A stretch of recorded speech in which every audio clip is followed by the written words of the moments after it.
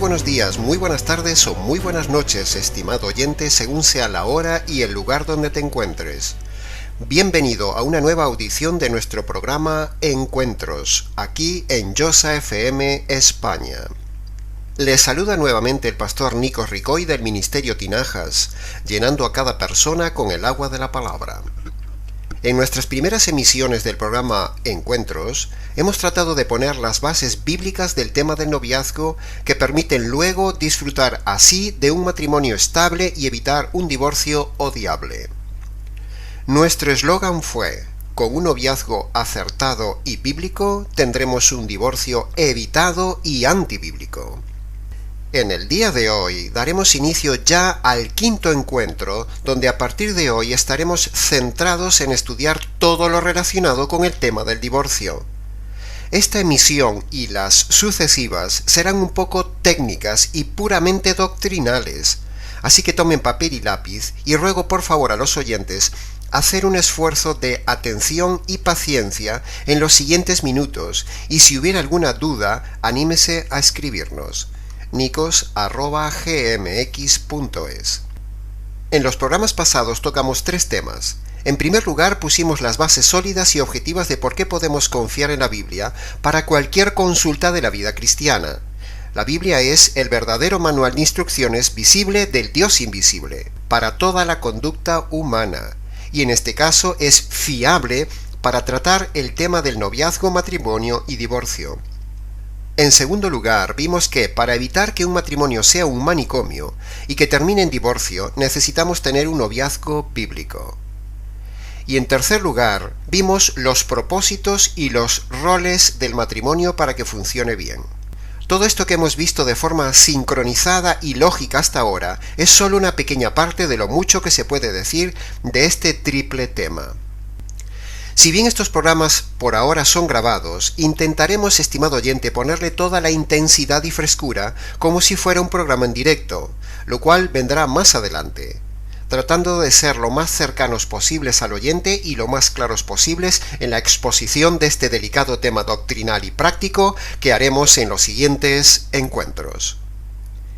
El título del encuentro, conferencia, charla, estudio o prédica radial de hoy estará basado en nuestra tesis teológica inderribable: las 5 razones bíblicas por las cuales estamos en contra del divorcio y también en contra del nuevo casamiento del divorciado.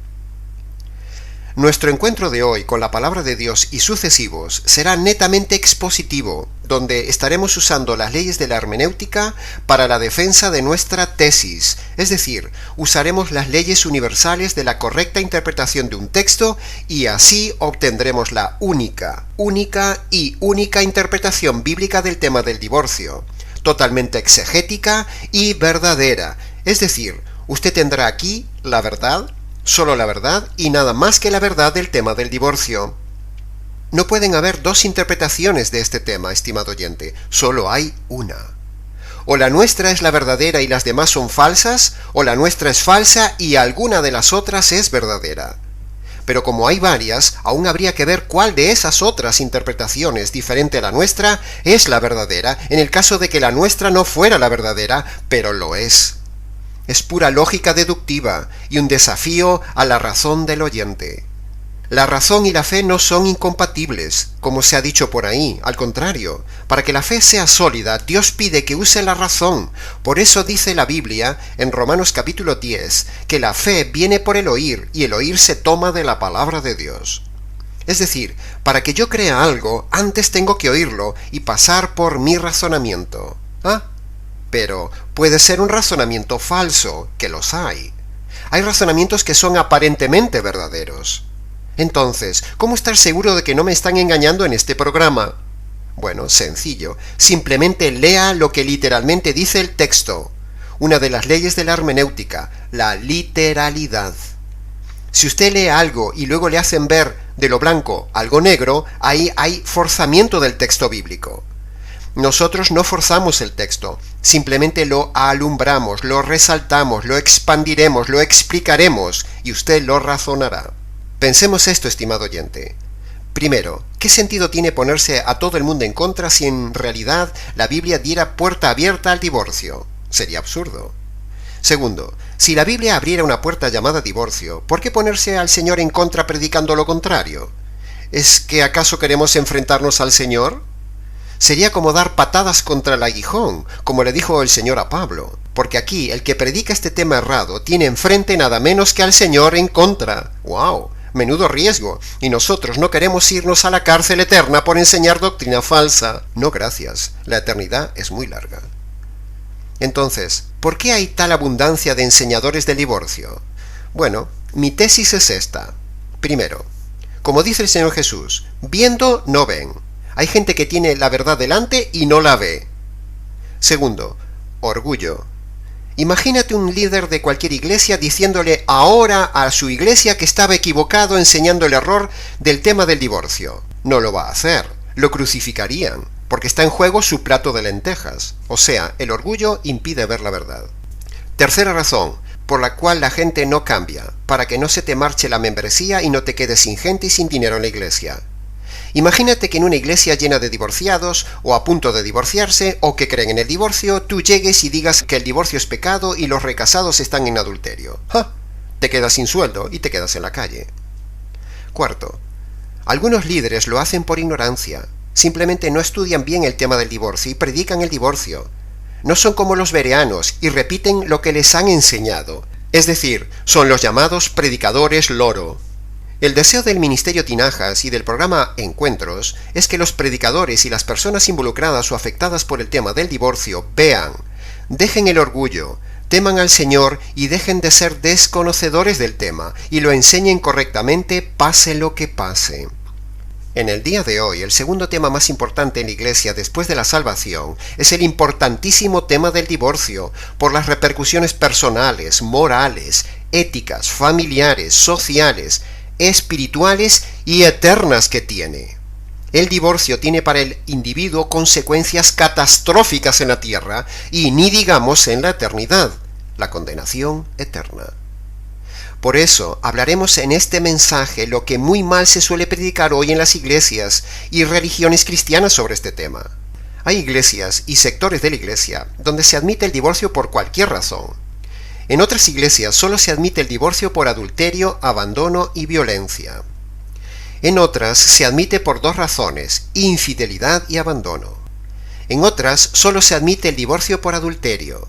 Y por último, en otras solo se admite el divorcio. Pero, en este mensaje radial mostraremos claramente que ninguna de estas interpretaciones es bíblica. Es decir, ninguna es correcta ni agrada a Dios. Así que entremos en materia. Fijémonos, estimado oyente, en la claridad de los siguientes pasajes bíblicos que leeremos a continuación como base para el estudio de este tema del divorcio, y veremos que son pasajes que hasta los entiende un niño, pero no los entienden los divorcistas. Malaquías capítulo 2, versículo 14 dice: Yahvé es testigo entre tú y la mujer de tu juventud. Ella es tu compañera y la mujer de tu pacto, contra la cual has sido infiel. Tome cualquier versión bíblica literalista y lea el pasaje, estimado oyente. Bien, ¿qué dice ahí? Primero, que Dios es testigo de lo que sucede entre un hombre y una mujer. Eso lo dice la primera frase. La segunda frase dice que esa mujer es, lo dice en tiempo presente, actualmente tu compañera. Dice también que entre ambos hubo un pacto. Y dice también que es, tiempo presente, la mujer de tu pacto. Por lo tanto, el texto dice claramente que no importa que el líder haya cometido adulterio, el texto dice que sigue siendo su mujer, porque el verbo está en tiempo presente, sigue siendo vigente el pacto, porque el verbo inferencialmente está en tiempo presente. Tercero, uno de ellos ha sido infiel, dice el texto, pero eso no cambia las cosas. El Señor le dice en el verso 16 que no siga siendo infiel, o sea, que siga siendo esposo, no que se vaya, no que la mujer lo demande por divorcio. Tenemos un punto cronológico importante en ese pasaje que no debemos olvidar. Dice que ella es, o sigue siendo su mujer, a pesar de haber sido infiel el varón. Es decir, la infidelidad fue después del pacto, pero, Dios dice que aún es la mujer del pacto, aunque ha cometido adulterio. Dicho de otra manera, El orden del versículo es: primero, el pacto; segundo, la infidelidad; tercero, la exhortación del Señor a que no siga siendo infiel en el versículo 16. Cuarto, el texto dice que nada cambia. El pacto no se rompe, sigue vigente y presente, dicho por medio del verbo ser en tiempo presente verbal. Lea el texto, estimado oyente, y apunte el orden cronológico del texto. Por lo tanto, la infidelidad no anula el pacto, porque Dios dice que aunque hubo infidelidad, sigue siendo aún en el tiempo presente la compañera y sigue siendo su mujer. El pacto sigue vigente, presente. Ahí no habla de nulidad de pacto, ni de rotura de pacto, ni de recasamiento permitido por infidelidad. Ese pasaje es una reprensión severa a los líderes del pueblo de Dios de Israel, justamente lo mismo que vemos hoy en día, es decir, montones de líderes divorciados y recasados, y también esposas de líderes recasadas adulterando, sin darse cuenta que la infidelidad no anula nada. ¿Se da cuenta, estimado oyente casado, lo que significa que Dios sea testigo de lo que has hecho? Pero la cosa no acaba ahí, sino que en Malaquías capítulo 2, versículo 16, dice que Dios odia el divorcio. O sea, en el verso 14 dice que todo está vigente, y en el verso 16 dice: Yahvé, Dios de Israel, ha dicho que Él aborrece el divorcio y aborrece al que se mancha cometiendo esa maldad. Así que cuídense en vuestro espíritu y no sean infieles. El texto está siendo muy duro y está diciendo que Dios odia el divorcio. El hombre o la mujer que se divorcia de su cónyuge está haciendo lo que Dios odia. También dice el texto: y aborrece al que cubre de iniquidad sus vestidos. Literalmente sería como decir que la persona que se divorcia mancha sus vestidos. Esta es una descripción muy gráfica de la magnitud de su pecado de divorcio. Es como decir que no se puede pasar por un charco de barro sin que nuestras ropas se manchen. O como un hombre que asesina a alguien y es atrapado con la sangre de su víctima manchado en toda su ropa. De la misma manera, estimado oyente, Dios está diciendo en este texto que cuando alguien se divorcia de su cónyuge, tiene la ropa manchada de pecado. El divorcio es pecado y mancha la santidad de Dios, que responde a esto con odio justo. El texto dice que Dios odia el divorcio y odia al que se divorcia. Se pasa por alto esta importante letra I, que significa suma de cosas, y por lo tanto el texto dice literalmente que Dios odia el divorcio y al que se divorcia, es decir, se mancha con ese delito. ¡Wow, estimado oyente! La cosa es seria y grave para el que se divorcia. Estremece tan solo de leerlo. Sigamos, porque solo hemos analizado brevemente 2 versículos. Otro pasaje que respalda nuestra tesis antidivorcio y antirrecasamiento es Marcos capítulo 10, versículo 11 y 12. Dice allí que quien se divorcia, sea hombre o mujer, y se case con otro, comete adulterio, y si el divorciado se casa con otra persona, comete adulterio. Veamos el texto, versículo 11. Y les dijo Jesús: cualquiera que repudia a su mujer y se casa con otra, comete adulterio. Y ahora veámoslo en versión femenina en el versículo 12. Y si la mujer repudia a su marido y se casa con otro, comete adulterio. No hay más interpretaciones que estas, estimado oyente. Divorcio más recasamiento igual a adulterio. Lo entiende un niño. En Lucas capítulo 16, versículo 18 dice que todo el que se divorcia y se casa con otra persona comete adulterio, y el que se casa con una persona inocentemente divorciada comete también adulterio. Dice el versículo: todo el que repudia a su mujer y se casa con otra, adultera. Y el que se casa con la repudiada del marido, adultera. En este pasaje hay que atender a la variable final del verso que dice, en mis palabras, el que se casa con la supuestamente inocente repudiada comete adulterio. Eso es lo que no ven ni quieren ver los divorcistas. Tanto en Mateo 19:9 como aquí se dice que todo cónyuge inocente, por muy inocente y víctima que sea, no puede recasarse porque comete y hace cometer adulterio al que se case con la parte inocente. Contundente, estimado oyente. Lo comentaremos más adelante, pero vaya este anticipo por ahora. El siguiente pasaje con el cual amparamos nuestra tesis doctoral es Romanos capítulo 7, versículo 1 al 3, donde Pablo pone un ejemplo concreto y dice que una mujer casada, o también podríamos decir un hombre casado, están ligados por la ley del matrimonio mientras cada cónyuge vive, pero solo si el esposo o la esposa muere queda libre de la ley del matrimonio. De modo que si él o ella se une a otro mientras que el cónyuge aún vive, comete adulterio. Pero solo si el cónyuge muere, él o ella queda libre de esa ley, y entonces sí puede unirse a otro hombre sin cometer adulterio. Veamos literalmente el texto. Versículo 1 del capítulo 7 de Romanos. La ley se enseñorea del hombre entre tanto que éste vive. O dicho en otras palabras, la ley rige vigente sobre el hombre mientras el hombre vive. Irrefutable este argumento. Versículo 2. Porque la mujer casada está sujeta por la ley al marido mientras éste vive, pero si el marido muere, ella queda libre de la ley del marido. También podríamos leerlo en versión varón. Porque el varón casado está sujeto por la ley a su esposa mientras ésta vive, pero si la esposa muere, él queda libre de la ley de su esposa. Versículo 3. Así que si en vida del marido se une a otro varón, será llamada adúltera. Pero si su marido muere, es libre de esa ley, de tal manera que si se une a otro marido, no será adúltera. Todo este texto es contundente, antidivorcista y antirrecasamiento, donde el centro es que, mientras alguien vive, la ley es inamovible, y en este caso esa ley es la ley del pacto matrimonial. Por lo tanto, nadie puede recasarse entre tanto el cónyuge aún vive, porque si lo hace, suceden dos cosas. Primero, se salta la ley de Dios, lo cual es delito, es pecado, dice el versículo 1. Y segundo, se comete adulterio. Y como si esto no estuviera suficientemente claro, Pablo lo vuelve a repetir a la iglesia de Corinto en 1 de Corintios 7, versículo 39, donde dice que el cónyuge está todo el tiempo vinculado al otro cónyuge mientras vive, pero solo si muere queda libre para casarse con quien quiera.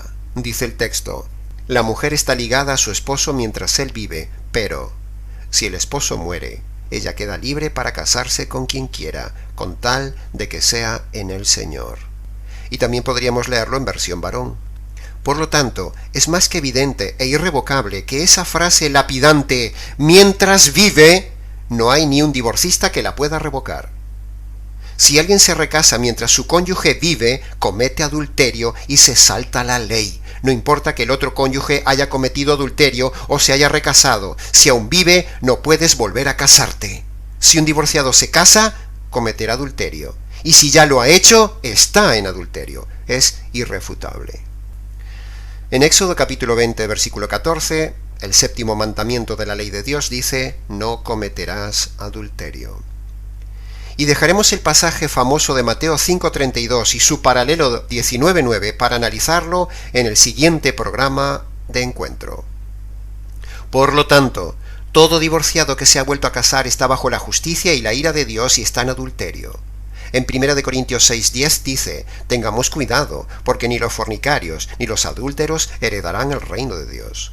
Un recasado es un adúltero, y a menos que se haya convertido posteriormente por medio del verdadero evangelio, y no de cualquier evangelio que hay por ahí, sino del verdadero evangelio, esa persona le espera el reino de las tinieblas, el llanto y crujir de dientes, dice la palabra visible, del Dios invisible. Hebreos capítulo 13, versículo 4 dice que honroso debe ser el matrimonio y la cama sin mancha, porque los fornicarios y los adúlteros los juzgará Dios. Si Dios te sorprende y te quita la vida estando en adulterio por recasamiento, imagínate la sentencia de ese juicio, estimado oyente, excepto que te conviertas por medio del verdadero evangelio. A pesar de la claridad y abundancia de todos estos textos armonizados, todavía hay gente llamados enseñadores, teólogos, predicadores, que tienen la osadía de desafiar la palabra de Dios y admitir el divorcio y animar al divorciado a recasarse, haciéndole cometer así adulterio. Por eso, con la claridad de estos y otros textos, nosotros en estas conferencias derribaremos las argumentaciones falsas de los enseñadores falsos que defienden una puerta falsa llamada divorcio, pero que es en realidad una puerta llamada abismo eterno. Así que a partir de aquí daremos y presentaremos nuestra tesis doctoral basada en las 5 razones bíblicas inderribables en contra del divorcio y de la imposibilidad del divorciado de poder tener un nuevo casamiento. Nuestra tesis teológica incluye puntos argumentales como que todo divorcio es pecado, el recasamiento del divorciado es adulterio, el divorcio no es posible, el recasamiento del divorciado es imposible, el inocente no puede recasarse, fornicación no es adulterio. Todo esto y más lo desarrollaremos detalladamente a lo largo de estos encuentros en el tema del divorcio. Entremos hoy y ahora a analizar solo la primera de las 5 razones de nuestra tesis teológica que iremos viendo poco a poco, programa a programa. Por favor, siga muy atento o tome notas, estimado oyente, porque debido a la premura del tiempo será difícil repetir algunas cosas y leer algunos pasajes 2 veces. Pero si algo de esta audición se le pasara, tiene aún 4 alternativas de ayuda. Primero, escribirnos a la radio o al correo del ministerio para preguntar. Segundo, volver a escuchar el mensaje en la retransmisión de la semana. Tercero, consultar tranquilamente el programa grabado en la página web de la radio. Y cuarto, consultar el tema en nuestro canal de YouTube, Nikos Ricoy. Primera razón de nuestra tesis doctoral. En todo matrimonio existe ante Dios un pacto vigente y una promesa permanente. Repito el título. En todo matrimonio existe ante Dios un pacto vigente y una promesa permanente. Dividiremos el análisis de esta primera razón de nuestra tesis en 2 partes. Primero hablaremos del pacto matrimonial y luego hablaremos de la promesa de fidelidad. Veamos entonces los detalles en cuanto al pacto vigente. Por lo tanto, la Biblia, la palabra y voluntad de Dios dice que el matrimonio, sea en el rito religioso que sea en el país que sea en la época histórica que sea en la cultura social que sea ante la autoridad que sea que case a la pareja, y sea un casamiento por civil o por celebración religiosa, ese matrimonio es siempre un pacto, en el cual Dios ha estado presente como testigo y a su vez Él toma la palabra de esa promesa a las personas que se casan. Dios ha puesto a las autoridades para que sean respetadas, así que todo casamiento ante una autoridad, ante testigos y ante el cónyuge con una promesa, esos son los elementos básicos que constituyen un matrimonio para siempre. Por cierto, aunque lo veremos luego, como adelanto decimos que la sexualidad no hace la consumación del matrimonio. Lo que constituye un matrimonio es el pacto y la promesa, el día y el instante del casamiento. Un pacto no es un contrato. Un contrato puede romperse cuando una de las partes falla, pero Dios, como legislador del matrimonio, ha establecido claramente que el matrimonio no sea un contrato ni un pacto condicional, sino un pacto indisoluble. ¿Y cómo sabemos que no es un pacto condicional disoluble? La prueba de que no se disuelve la acabamos de ver en Malaquías capítulo 2, versículo 14, donde Dios dice que sigue considerando un pacto vigente a pesar del adulterio. En Marcos capítulo 10, versículo 9 dice, lo que Dios ha declarado unido, no lo separe el hombre. Y en Romanos capítulo 7 y en 1 Corintios capítulo 7 dice que mientras vive el cónyuge, el pacto permanece. ¿Y cuándo Dios lo declara unido? Pues cuando en el casamiento se hace la promesa y la pareja se pone bajo la ley del pacto matrimonial creada por Dios. Ahí se constituye el matrimonio. Cuando un juez, un sacerdote, un pastor, un capitán de barco, quien sea, dice al final del casamiento, puede besar a la novia, en realidad eso es un error, porque ya no es novia, sino que debería decir, puede besar a la esposa, porque la sexualidad no conforma el matrimonio, sino el momento e instante del pacto y la promesa. Por lo tanto, ni tan siquiera un juez civil puede separarlos. El juez no tiene jurisdicción sobre la rotura del matrimonio. El juez, dice la palabra de Dios, solo puede casar, pero no puede descasar. El matrimonio no es humano, es divino. Y por otro lado, ese no lo separa el hombre, debemos recordar que es un mandamiento. El texto gramatical está en imperativo. Cuando en Génesis capítulo 2, versículo 24 dice, dejará el hombre a su padre y a su madre y se unirá a su mujer, A pesar de que Eva cometió un gravísimo pecado afectando a su esposo y a la humanidad, no hubo desunión ni Dios le permitió a Adán divorciarse de Eva, ni Dios le dio a Adán otra Eva, ni vemos que posteriormente Adán se hubiera unido a otra mujer.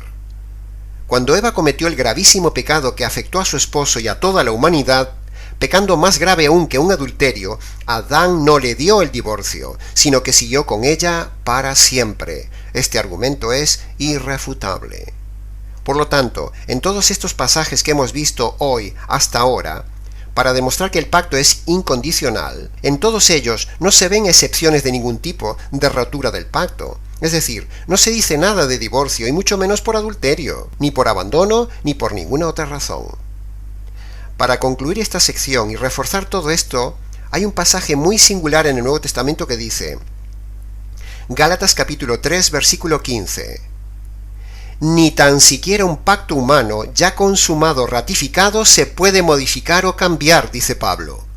Entonces, preguntamos, ¿cuánto más un pacto hecho ante el Dios soberano habrá que respetar y no se podrá anular? La respuesta es claramente, no se puede. Si Pablo dice que ni aun un pacto a nivel humano, ya consumado, ratificado, no se puede modificar, ¿cuánto más un pacto hecho ante el Dios juez del universo? No se puede. El hombre no puede tocar el pacto matrimonial.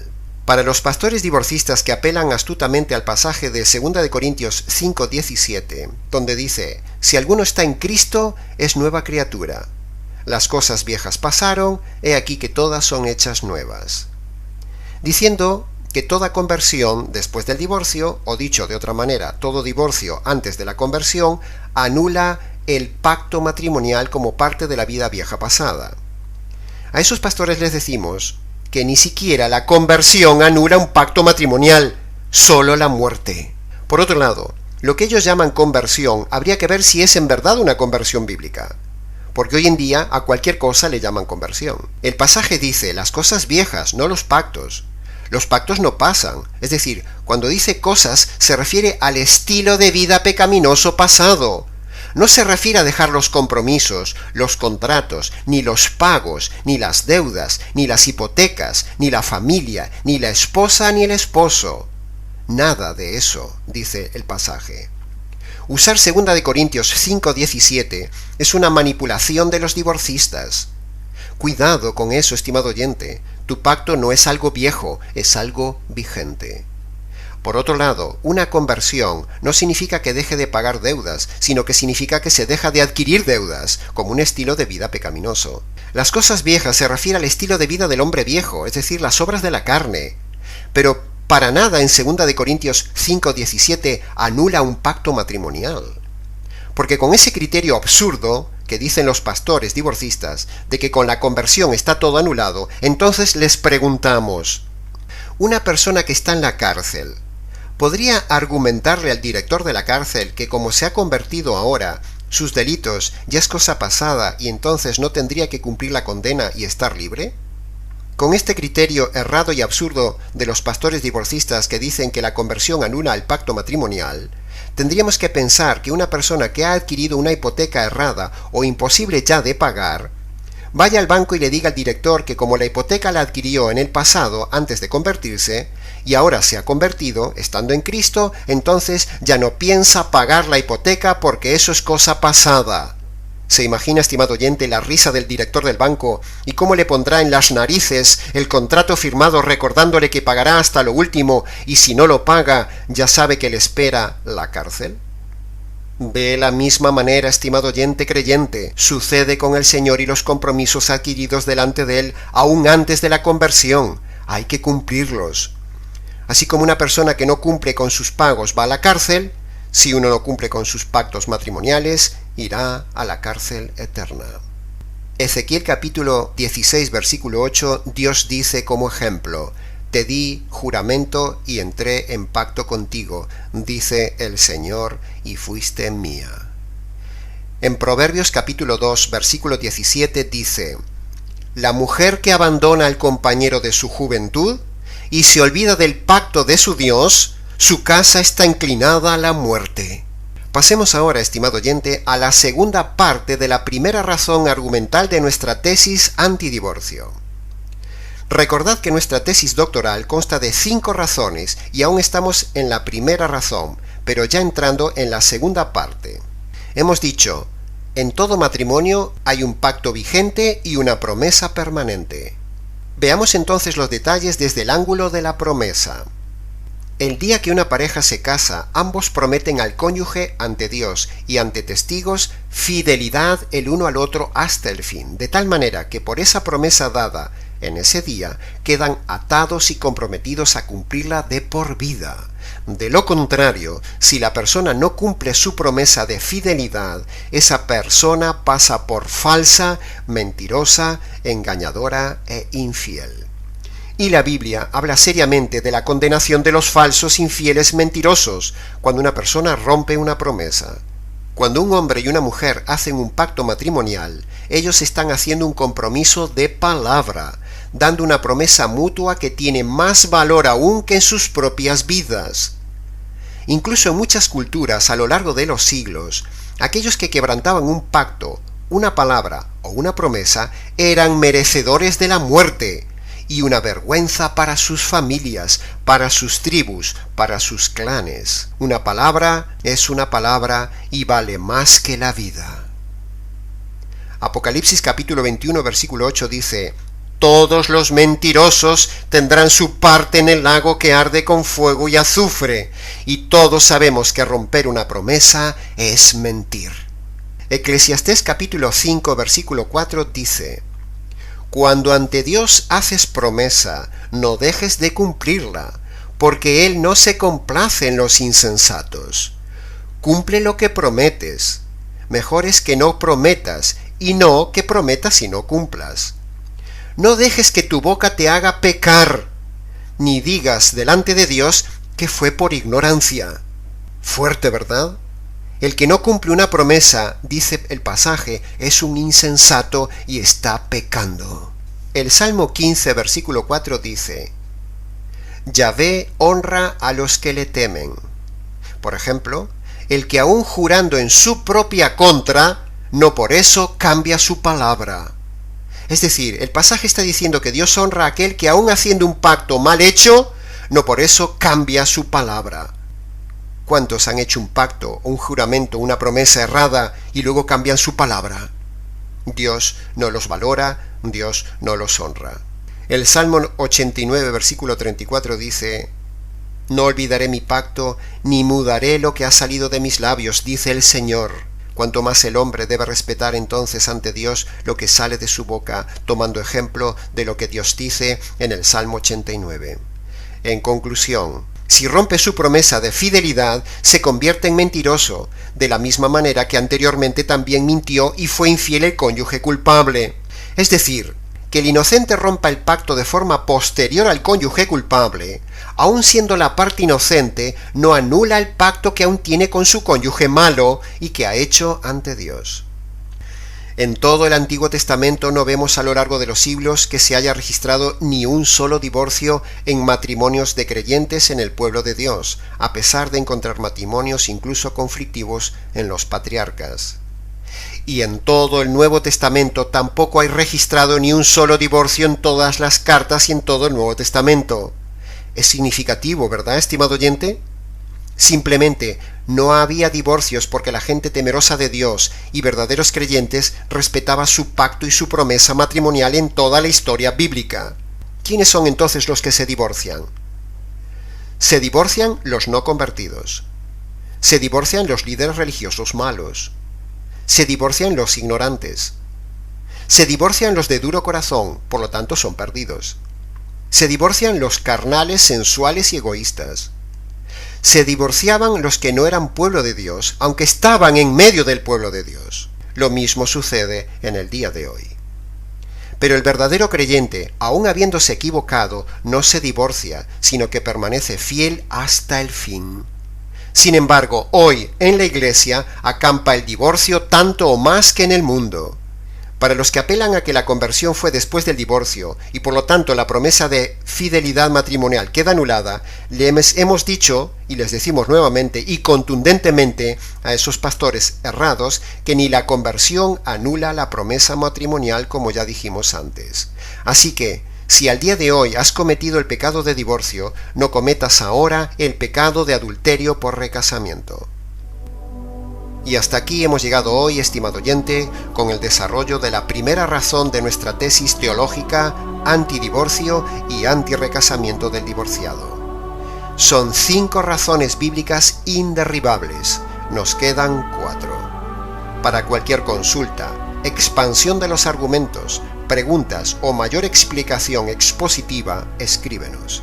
nicos@gmx.es. Continuaremos, Dios mediante, en nuestro próximo encuentro con la Palabra de Dios. Les ha compartido la verdad, solo la verdad y nada más que la verdad, Nikos Ricoy del Ministerio Tinajas, aquí en Josa FM, España.